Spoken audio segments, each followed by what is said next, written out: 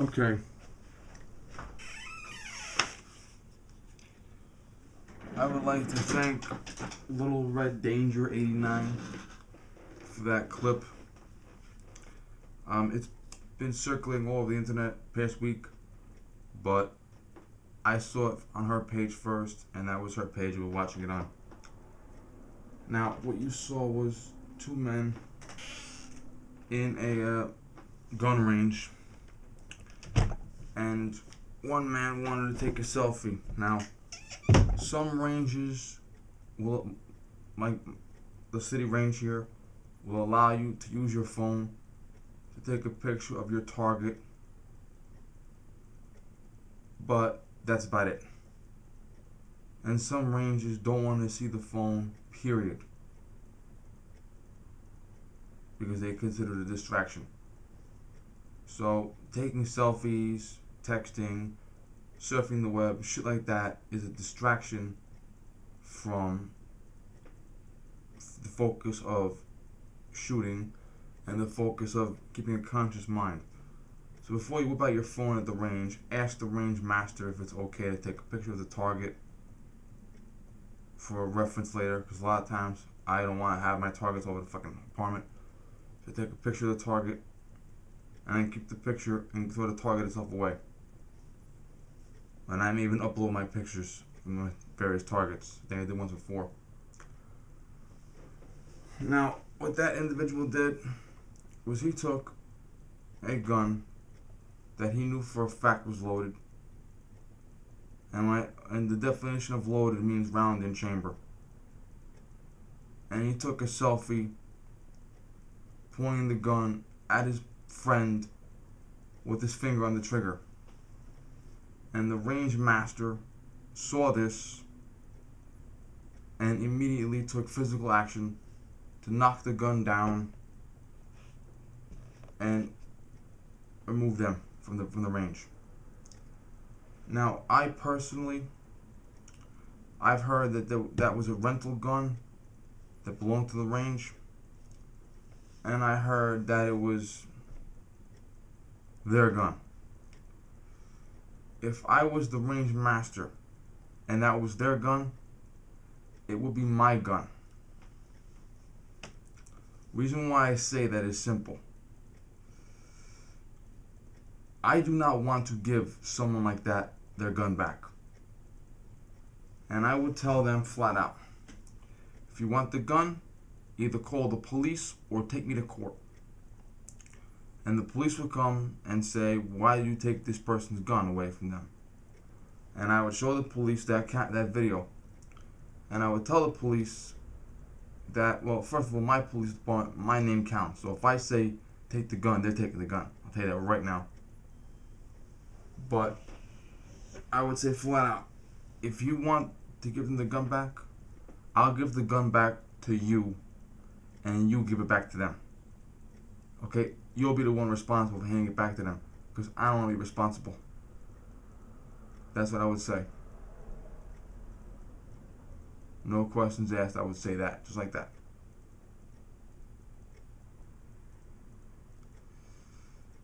If they want to take me to civil court, and I don't get searched in court, and yes, I can bring a gun to the courthouse. I can do that, but because I don't get searched, I would bring the gun in the bag into the courtroom, and if the judge told me to give it back to them, I would show the judge the video first.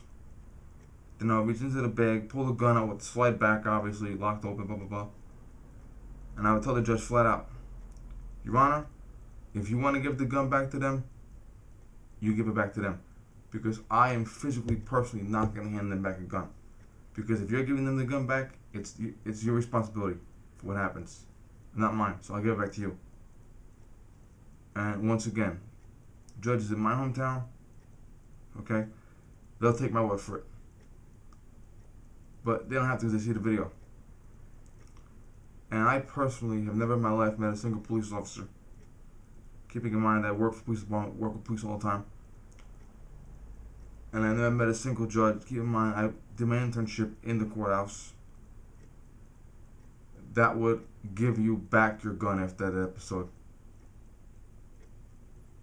Okay, and I personally, well, first of all, the police could have, if the police did come down there for whatever reason, like the police were called by the range master, or if they guys complained that they wanted their gun back to the police, and the police came to collect their gun back for them, the police can press charges themselves. 99% of the time they don't. They'll say, do you want to press charges? No, I don't. Okay, fine, I'll leave. Okay? But when you have an incident that's that stupid, the police will exercise their authority to press charges. And they'll bring that video to the range, to the DA's office, and they'll show that video to the DA, and they'll say, we're going to charge this guy with reckless endangerment, which is a felony. And if you're convicted of a felony, you lose your guns automatically, period. Now, as far as lawsuits are concerned, if they sued me to get their gun back, the judge has the authority to rule that the gun is no longer theirs. Based on that video, the judge can say the gun is no longer yours, the gun belongs to him now. Or the gun is being confiscated by the court and being destroyed. Okay? And if you want the gun back after that, you gotta go to a higher judge, an appeals judge. And I doubt judges very seldom go against other judges.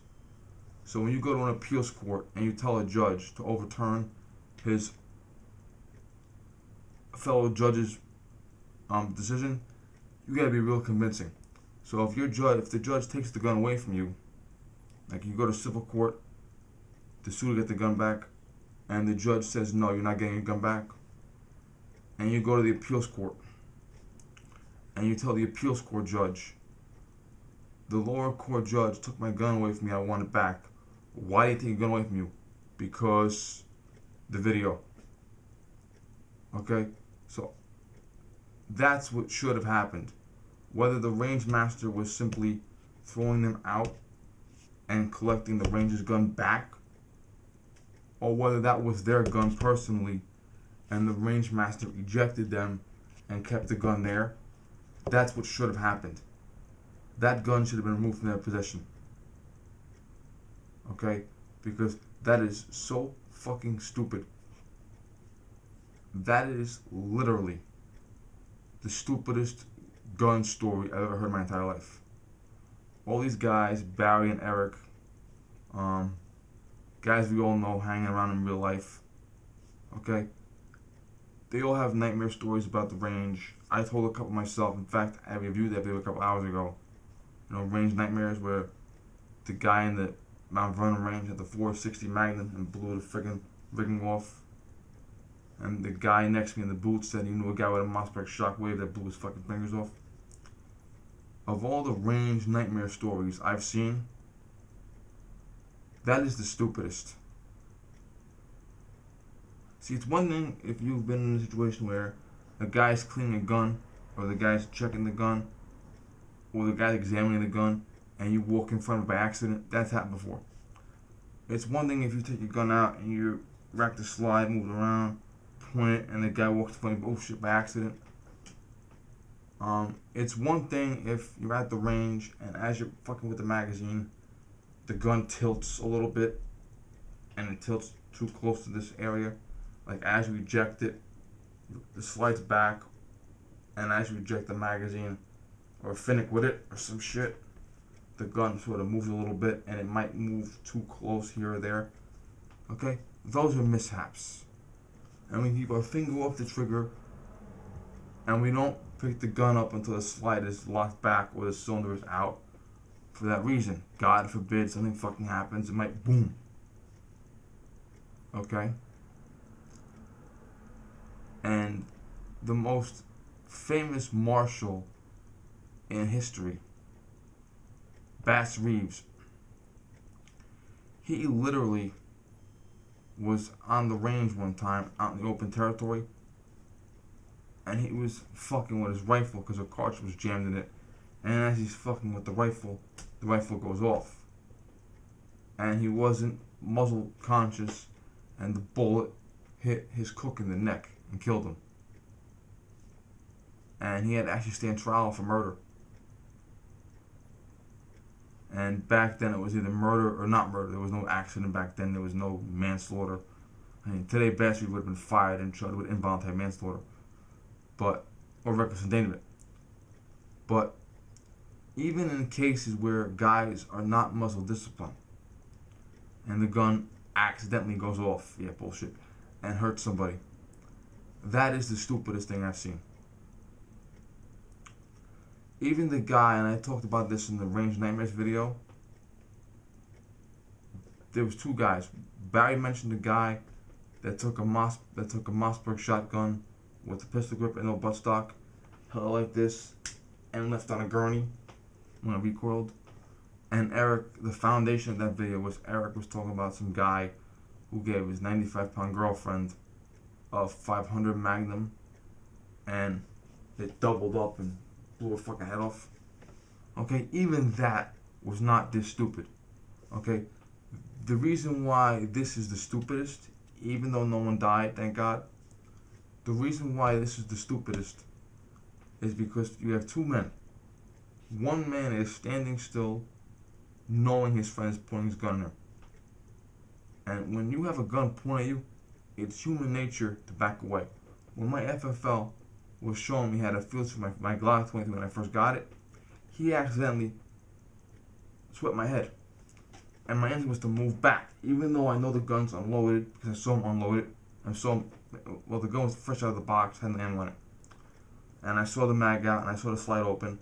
But the fact that the muzzle was near my face made me go back.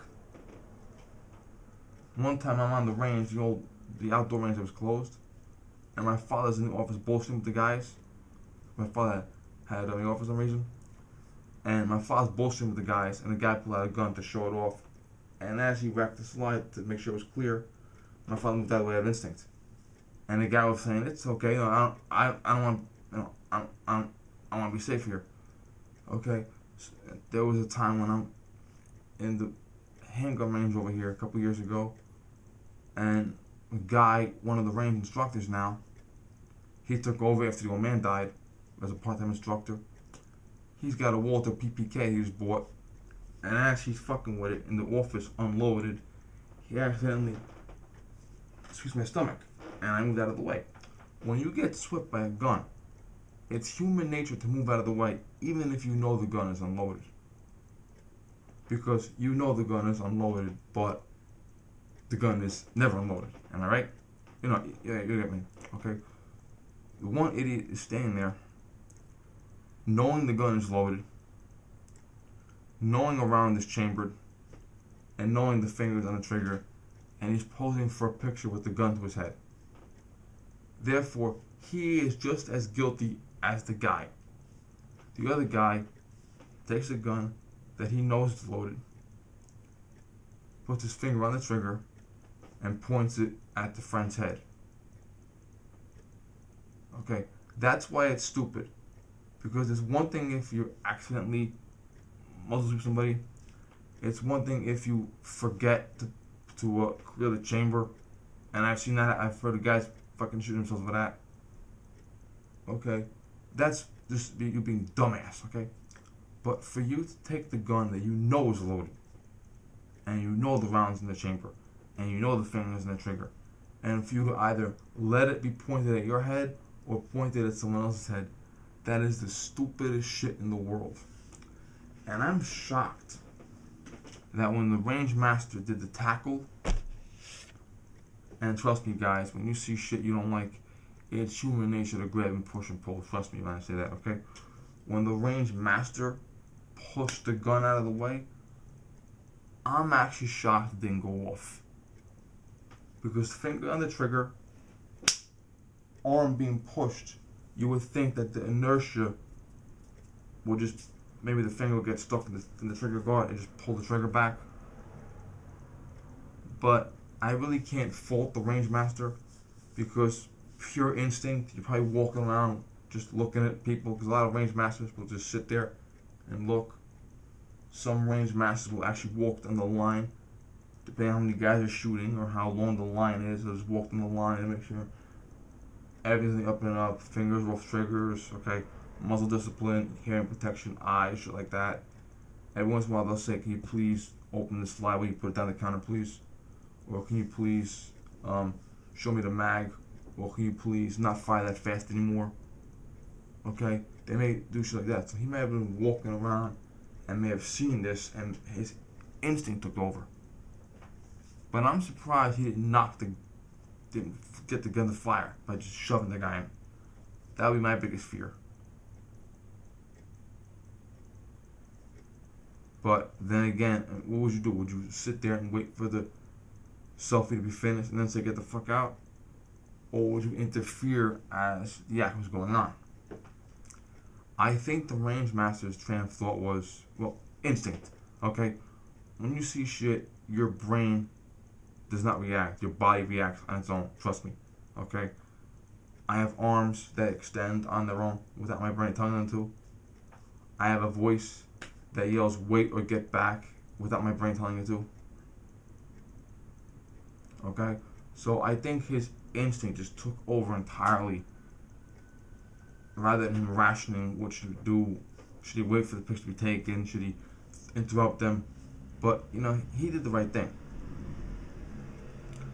And I don't know if they were thrown out and told not to come back, but I personally, if that were my range, I would take that picture,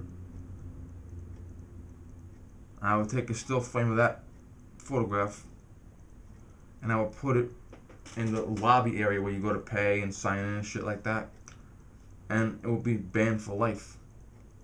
And it will be the picture from the video of these guys doing this shit, and it would say these men are banned for life. You want to be banned, you do what they did. Okay? But that would have been, from my point of view, confiscation of the gun, banning for life. And if they want to complain to the police that I stole their gun, fine. If they want to complain to the DA that I stole their gun, fine. If they want to get a civil lawyer and sue me in civil court, fine. If the judge ordered me to give the gun back, I would give the gun to the judge, and the judge give it to them. If the cops came and ordered me to give them the gun back, I would give the cops the gun and say, it's your responsibility now. There's no fucking way in hell that I would give anybody in that position a gun back. I would sooner give the gun to a fucking baby before I give it back to them. Okay? I've bored you long enough. Thank you.